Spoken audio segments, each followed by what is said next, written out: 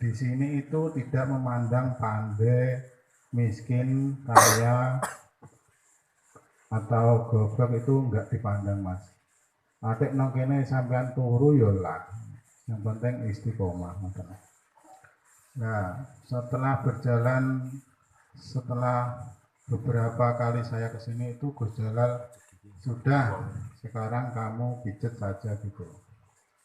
Kemudian cukur rambut saya itu sudah 4 tahun itu aslinya kan sedikit banyak sudah ada pelanggan. Nah, saya itu kemudian menganggap Gus Jalal itu guru karena sebelumnya saya tidak pernah punya istilahnya entah kiai entah mondok di mana-mana, itu saya nggak pernah. Nah, di sini itu enaknya itu orang goblok diterima. Kemudian saya menganggap Gus Jalal ini sebagai guru.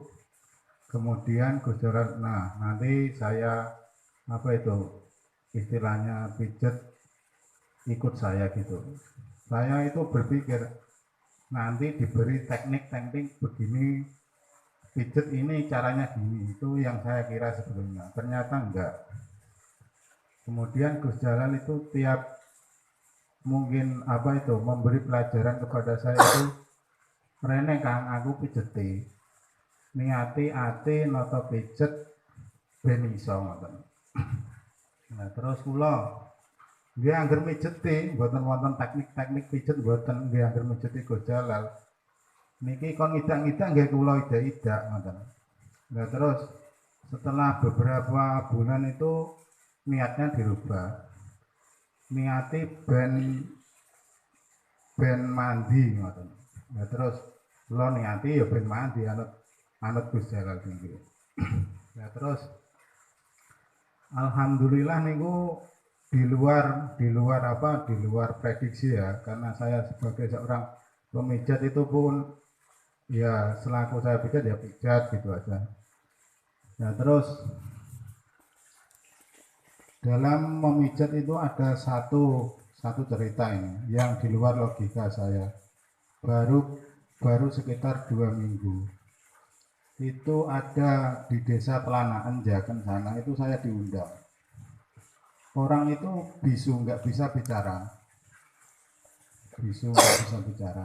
istilahnya kayak kena stroke ringan, masih bisa jalan tapi sudah nggak bisa berjalan, nggak bisa bicara. Kemudian saya diundang di sana. Diundang itu ada apa itu tuntutan batin lebih kuat karena disaksikan orang banyak, saya hanya hadir sendiri. Yang saya lakukan itu sesuai perintah Gus Jalal, sebelum pijat kamu apa itu bismillah, terus kirim Fatihah Kanjeng Nabi, kemudian Fatihah Gus Jalal, kemudian sholawat. Nah setelah itu saya juga nggak memikir hasilnya, saya hanya bisa pasrah karena itu di luar kapasitas kemampuan saya sebagai seorang pemijat menangani orang yang bisu. Nah setelah saya itu pijat sekitar 10 menit, saya tes bicaranya, saya gini kan, makan gitu, alhamdulillah bisa menirukan makan sego goreng gitu, mangan tapi bukan makan ya, mangan sego goreng, dia ikut mangan sego goreng. Seluruh yang melihat sanak saudaranya itu kaget, disangkanya saya itu hebat bisa melakukan terapi, karena itu di luar kemampuan saya. Kemudian saya berpikir, wah ini adalah apa, kuasa Tuhan, itu kuasa Tuhan. Kalau saya sendiri memang nggak bisa apa-apa. Nah setelah beberapa tahun ini alhamdulillah itu, walaupun di tempat itu Kang Sugeng saksinya, itu depan rumah saya, itu sampai Polda Semarang pun sampai datang, ada yang datang sampai tempat saya. Kemudian polisi Pati, kemudian para spiritual itu pun banyak yang datang ke tempat saya. Itu alhamdulillah. Nah disangkanya memang saya itu ahli pijat karena ada orang-orang penting sampai ke tempat saya.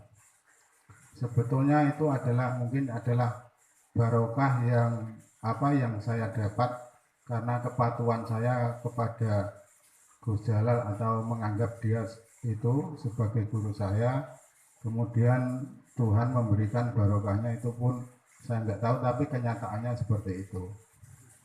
Oke, sekian, terima kasih. Nah, di sini saya hanya ingin mengingatkan apa itu kepatuhan kepada guru, mungkin itu adalah pembawa barokah tercepat. Entah apa yang diperintahkan Gus Jalal itu saya hanya mengikuti, dan alhamdulillah Tuhan memberikan apa itu istilahnya semacam kelebihan mungkin yang dianggap orang-orang itu. Oke, terima kasih. Assalamualaikum warahmatullahi wabarakatuh.